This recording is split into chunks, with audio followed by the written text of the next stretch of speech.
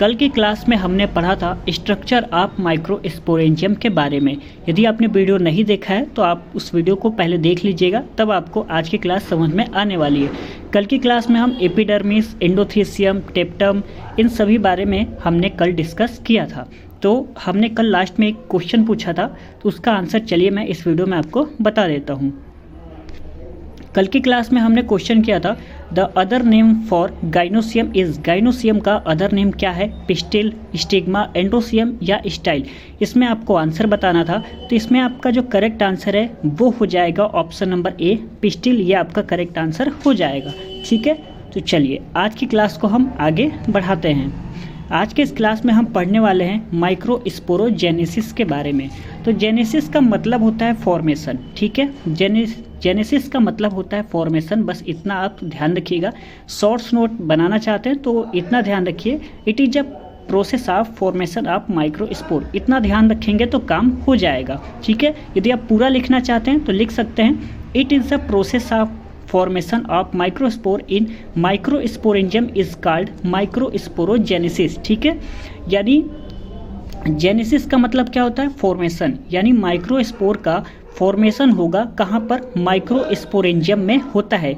Is called microsporogenesis कहलाता है। ठीक है, शॉर्ट्स में आप कह सकते हैं फॉर्मेशन ऑफ माइक्रोस्पोर। बस इतना केवल आपको बात ध्यान रखना है। माइक्रोस्पोरोजेनेसिस में ध्यान रखना है। आपको पता लग गया ना क्या क्या? जेनेसिस का मतलब होता है फॉर्मेशन, यानी फॉर्मेशन ऑफ माइक्रोस्पोर का होगा कहाँ पर? तो माइक्रोस्पोरेंजियम में होगा। चलिए आगे बढ़ते हैं।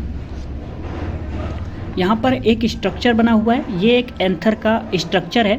इसके हर एक कोने पे क्या? माइक्रोस्पोरेंजियम उपस्थित है। ठीक है, और यह जो है कई टिश्यू से मिलकर बना हुआ है। यहाँ पर आपको दिख रहा होगा ये कई टिश्यू से मिलकर बना होता है। वो कौन से टिश्यू होते हैं? तो उसका नाम होता है स्पोरोजिनस टिश्यू होता है। कौन सा टिश्यू होता है? तो स्पोरोजेनेसिस टिश्यू होता है। यहाँ पे लिखा हुआ है इसके हर एक कोने पर एक माइक्रोस्पोरेंजियम उपस्थित है जो कई टिश्यू से मिलकर बना होता है, और माइक्रोस्पोरेंजियम के अंदर स्पोरोजेनस टिश्यू होता है। समझ में आ गया आपको? ये एक एंथर का स्ट्रक्चर बना हुआ है। इसके अंदर एक एक माइक्रोस्पोरेंजियम उपस्थित है जो कि स्पोरोजेनस टिश्यू से मिलकर बना होता है। स्पोरोजेनेसिस ये क्या है? तो ये माइक्रोस्पोर मदर सेल बनाते हैं। ये कौन सा सेल बनाते हैं? तो माइक्रोस्पोर मदर सेल बनाते हैं, और ये दोनों के दोनों डिप्लॉयड होते हैं। ध्यान रखिएगा। ठीक है, दोनों के दोनों क्या होते हैं? डिप्लॉयड होते हैं। माइक्रोस्पोर मदर सेल की बात करें तो इसमें क्या होगा? म्यूसिस डिवीजन होगा, जिसके बाद टेट्राड माइक्रोस्पोर बनाते हैं। और टेट्राड हमेशा 4 के लिए यूज करते हैं, यानी 4 सेल के लिए यूज किया जाएगा। ठीक है, तो समझ में आ गया। ये एक एंथर का स्ट्रक्चर। यहाँ पर हर एक कोने पर एक माइक्रोस्पोरेंजियम उपस्थित है, और एक जो माइक्रोस्पोरेंजियम है वो कई टिश्यू से मिलकर बना होता है। ठीक है, उस टिश्यू का नाम क्या होता है? तो स्पोरोजिनस टिश्यू होता है। ठीक है, समझ में आ गया। माइक्रोस्पोरेंजियम के अंदर कौन सा टिश्यू होता है? तो स्पोरोजिनस टिश्यू होता है, और वह टिश्यू माइक्रोस्पोर मदर सेल बनाते हैं जिसमें म्यूसिस डिवीजन होता है, जिसके बाद यह टेट्राड माइक्रोस्पोर बनाते हैं। और स्पोरोजिनस टिश्यू और माइक्रोस्पोर मदर सेल ये डिप्लॉयड होते हैं। उम्मीद करते हैं इतनी बात आपको क्लियर समझ में आ गया होगा। आगे बढ़ते हैं। देखिए, जो डिवीज़न है वो 2 प्रकार का होता है। अभी मैंने आपको कौन सा म्यूसिस डिवीज़न बताया था, जो कि किसमें? माइक्रोस्पोर मदर सेल में होगा। उसके बाद 4 और टेट्राड माइक्रोस्पोर बनेंगे, यानी टेट्राड मतलब 4 होता है। ठीक है, तो टेट्राड माइक्रोस्पोर बनाते हैं। तो डिवीज़न क्या होता है? 2 प्रकार का होता है। एक होता है माइटोसिस डिवीज़न, एक होता है म्यूसिस डिवीज़न। माइटोसिस डिवीज़न और म्यूसिस डिवीज़न। माइटोसिस डिवीज़न में सोमेटिक सेल, क्रोमोजोम की जो संख्या है वो सेम रहेगी, और इसमें डॉटर सेल आपका 2 बनेंगे। म्यूसिस डिवीज़न की बात करें तो इसमें सेक्स सेल आएगा, जो कि गैमेट्स का फॉर्मेशन होता है तब यह डिवीज़न होता है। क्रोमोजोम की नंबर इसमें आपका हाफ रहेगा, और डॉटर सेल इसमें आपका 4 बनेगा। तो ये आपके 2 डिवीज़न हो गए। अगला पॉइंट कह रहा है anther will be mature and dehydrate microspore develops. इसका मतलब यह है कि एंथर विल बी मेच्योर, यानी एंथर परिपक्व होगा, और क्या? निर्जलीकरण यानी तत्वों को अलग करके क्या? माइक्रोस्पोर बनाता है। समझ में आ गया आपको? Anther will be mature and dehydrate microspore develops, यानी एंथर मैच्योर होगा यानी परिपक्व होगा, और निर्जलीकरण इसको कह सकते हैं तत्वों को अलग करके, ठीक है, क्या करता है, माइक्रोस्पोर डेवलप करता है। अगला पॉइंट नोट डाउन कर लीजिएगा, microspore dissociate from each other and develops into pollen grain, ठीक है, ध्यान रखिएगा पोलन ग्रेन यहाँ पे लिखा हुआ है, यहाँ पे आपको समझा देते हैं। तो क्या पे microspore dissociate from each other and develops into pollen grain, यही तो लिखा था।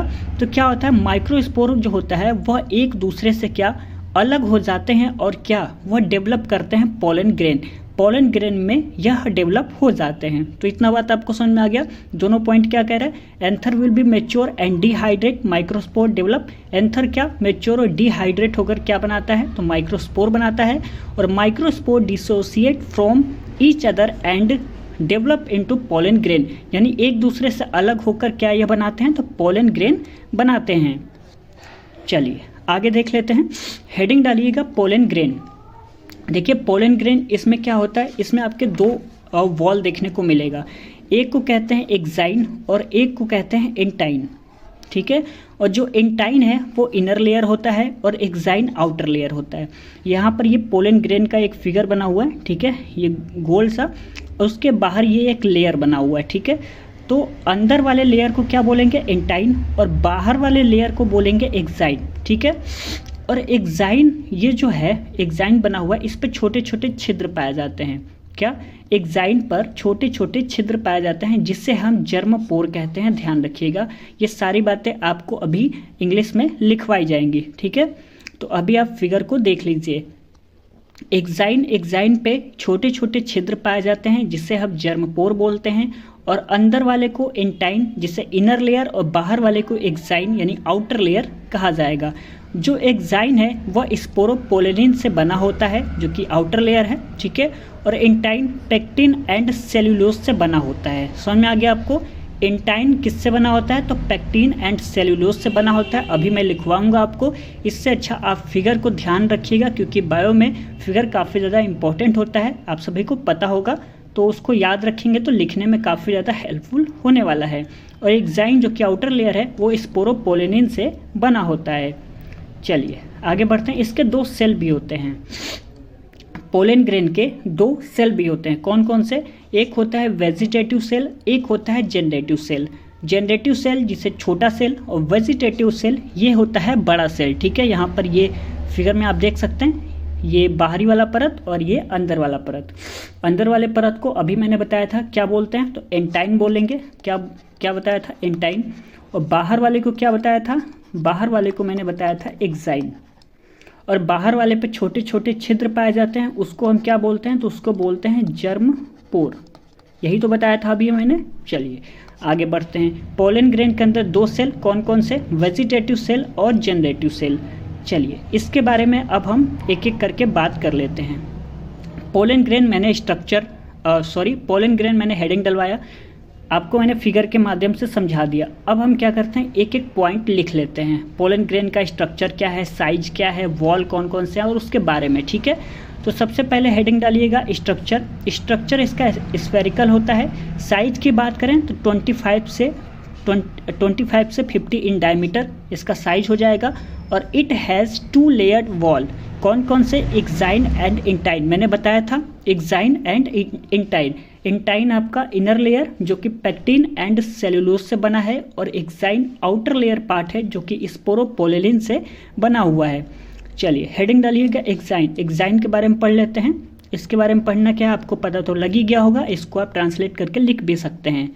It is made up of sporopollenin और it is the outer layer, ठीक है। बात कर लेते हैं स्पोरोपोलेनिन के बारे में। तो ये हाईली रेजिस्टेंट ऑर्गेनिक मटेरियल होता है, ध्यान रखिएगा। स्पोरोपोलेनिन ये क्या होता है, हाईली रेजिस्टेंट ऑर्गेनिक मटेरियल होता है। इसके बारे में कुछ और पॉइंट देख लेते हैं।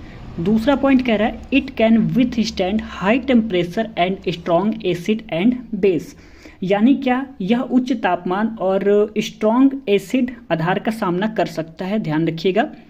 अगला पॉइंट कह रहा है enzymes can not degrade sporopollenin, ठीक है, यानी क्या एंजाइम है वह अलग नहीं कर सकता, स्पोरोपोलेनिन को अलग नहीं कर सकता है।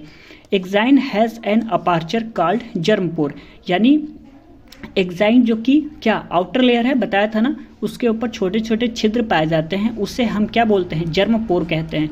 याद आ रहा है जब मैंने आपको वो फिगर बनवाया था तो उसी में मैंने हर एक चीज़ समझाया था ना, तो वही चीज़ यहाँ पे लिखा जा रहा है। Exine has an aperture called germ pore, यानी एग्जाइन के ऊपर छोटे छोटे जो छिद्र पाए जाते हैं उससे हम जर्मपोर कहते हैं, और जर्मपोर से ही पोलन ट्यूब निकलता है, ध्यान रखिएगा।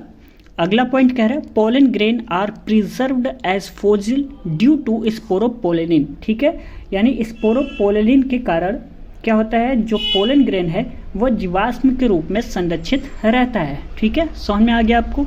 एक एक पॉइंट फिर से मैं आपको समझा दे रहा हूँ, आपको हिंदी भी साथ में मैं बता दे रहा हूँ ताकि आपको अच्छे से समझ में आ जाए, ताकि उसको अपने अनुसार भी ट्रांसलेट करके लिख सकते हैं।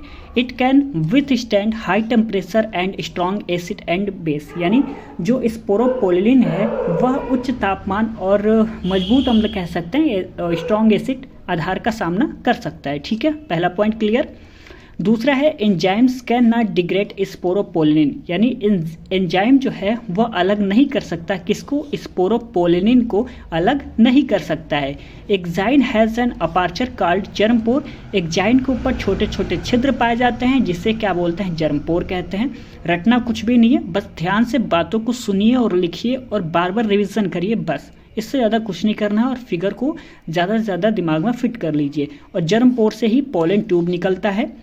Pollen grain are preserve as fossil due to sporopollenin, ये क्या होता है, स्पोरोपोलेनिन के कारण जो पोलन ग्रेन है वो जीवाश्म के रूप में संरक्षित रहता है। तो इतना बात क्लियर हो गया। चलिए आगे बढ़ते हैं। एग्जाइन हमने पढ़ लिया था, अब हम दूसरा पढ़ते हैं इंटाइन। इंटाइन क्या होता है, तो ये इनर वॉल होता है जो कि मैंने बता दिया था। इट इज़ थिन लेयर और it is made up of cellulose and pectin से यह बना होता है। बताया था ना आपको, सेल्यूलोज एंड पेक्टिन से इंटाइन बना होता है। और एग्जाइन किससे बना होता है, तो स्पोरोपोलेनिन से बना होता है। चलिए अगला point, pollen grains is made up to cell, ये भी बताया था आपको। पोलन ग्रेन के दो सेल होते हैं, कौन से, वेजिटेटिव सेल और जनरेटिव सेल। तो पहले हम वेजिटेटिव सेल को पढ़ लेते हैं। ये बिगर होता है, ठीक है, एबंडेंट फूड रिजर्व या फूड को रिजर्व करके रखता है। और it is has large irregular shaped nuclear, इसके पास लार्ज इरेगुलर शेप्ड न्यूक्लियर होता है।